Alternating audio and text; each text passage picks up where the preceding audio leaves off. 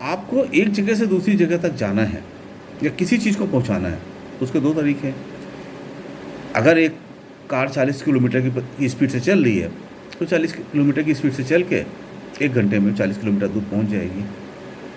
लेकिन अगर आपको उससे भी जल्दी पहुंचाना है तब आप क्या करोगे? तब आपके पास एक ही मेथड है, और वो मेथड ये है कि आप दुगनी स्पीड से उस चीज़ को फेंको, उसकी स्पीड बढ़ा दो। जितनी स्पीड फास्ट होगी उतनी जल्दी वो पहुंच जाएगा। गति बहुत महत्वपूर्ण है। इसी तरीके से जब आपको कोई दिक्कत होती है, कोई परेशानी होती है और आप भगवान से सहायता मांगते हो या भगवान के निकट जाना चाहते हो, तो दो चीज़ है। या तो आप रेगुलर उसकी प्रार्थना करते हो, रेगुलर वे में उनके साथ उनको याद करते हो, तो आप एक निश्चित समय में ही उन तक पहुंच पाओगे। आपकी भावनाएं, आपकी बातें एक निश्चित समय में उन तक पहुंचेंगी। लेकिन क्या होता है, कभी कभी आपकी भगवान तुरंत क्यों सुन लेता है? जब एक मन से चित्कार निकलती है, मन से एक बात निकलती है जो इतनी तेज वेग के साथ अपने मन से निकलती है, इतनी तीव्र गति से आपके मन में निकलती है कि उसका तुरंत असर होता है, भगवान सुन लेता है। आपकी जो भावनाएं हैं वो ईश्वर तक तुरंत पहुंच जाती हैं, क्योंकि इतनी तेज से निकली होती हैं, इतनी मन की गति से निकली हुई होती हैं। अंदर से हृदय आपका इतना विदारक होता है कि वो जब प्रार्थना करते हैं तो ईश्वर तक पहुंच जाता है।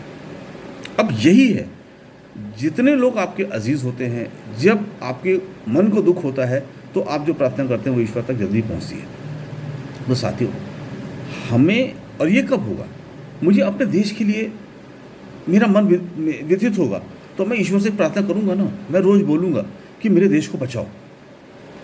आपके परिवार को दिक्कत होगी, आप अपने परिवार के लिए रोज़ प्रार्थना करोगे, प्रभु मेरे परिवार को बचाओ, मेरे परिवार की रक्षा करो, मेरे परिवार का कल्याण करो।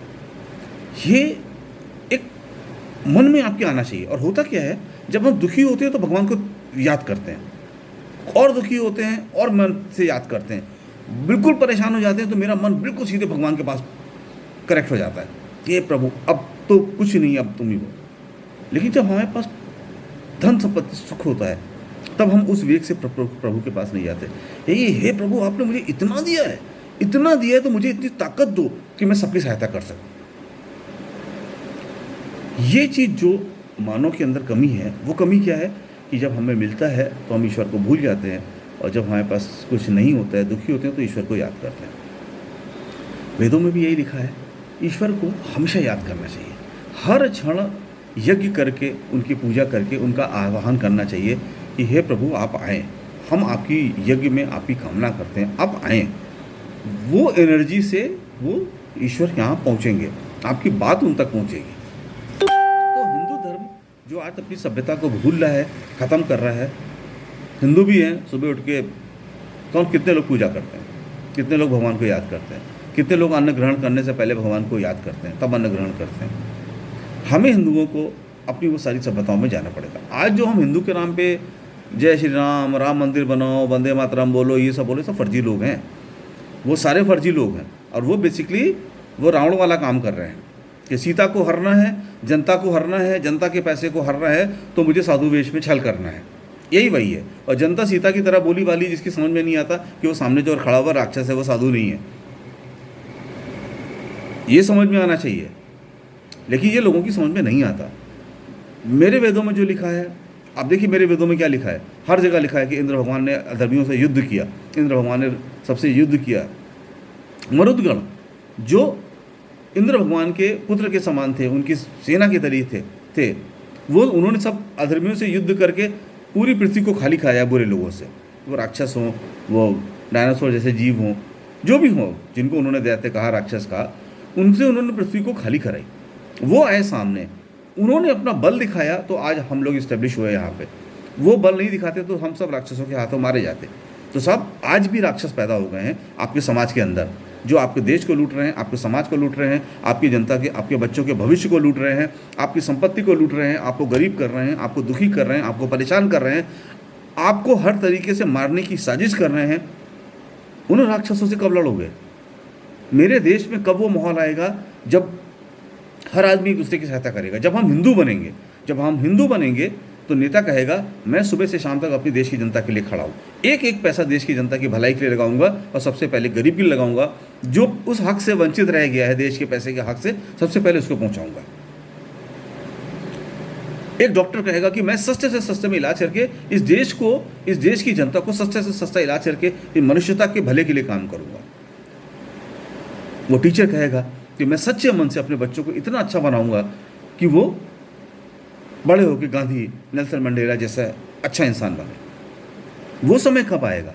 वो कब आएगा जब इस सरकार की शासन की कुर्सी पर बैठा हुआ एक आदमी कहेगा मुझे ये कुर्सी इसलिए दी गई है कि मैं देश का भला करूं, मैं हर देश के आदमी को भला करूंगा। वो समय कब आएगा? वो होता है हिंदुत्व। कौन तो तुम हिंदुत्व कर रहे हो और कौन से तुम हिंदू हो?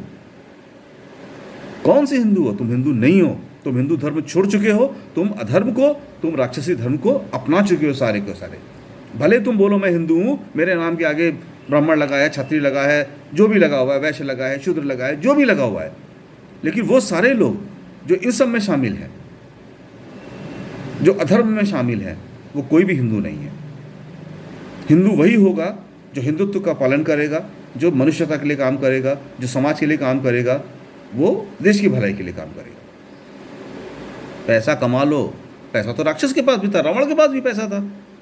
पैसा तो खरदूषण के पास भी था, ताकत तो उनके पास भी थी। तो वो भगवान थोड़ी उन्होंने, वो तो राक्षसी कहलाए ना।